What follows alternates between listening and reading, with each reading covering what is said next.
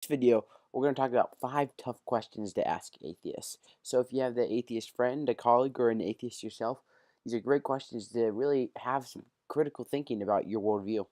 First question, where did the universe come from? So most people, Christians or not, believe that the universe originated through the Big Bang. Now, the question is, what caused the Big Bang? If you're an atheist, I think this is a really tough question to answer because if there's no God, there'd be no universe. It doesn't make sense. The law of causality states that everything that begins has a cause, and if the universe has no cause, then it shouldn't exist, you know? You know what I'm saying?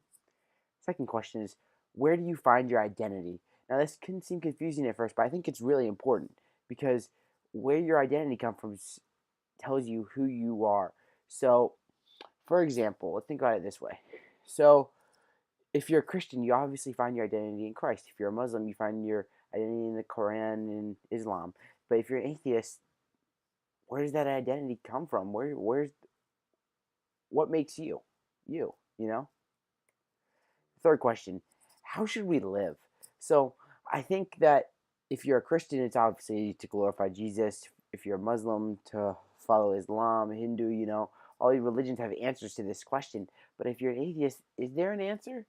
Is life have purpose? Because it really doesn't. I mean, you may say your goal is to help people or to raise a family, but what good is that if everyone ends up dead? There's really no point of your life.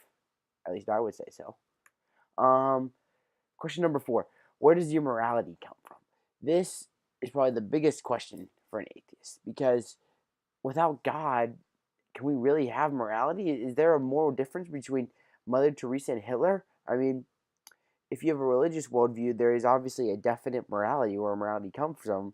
But if you don't believe in God, there's no standard of morality. You can't. There's no way to address a moral conflict with someone else because it's merely someone's opinion versus their another one's opinion. You know.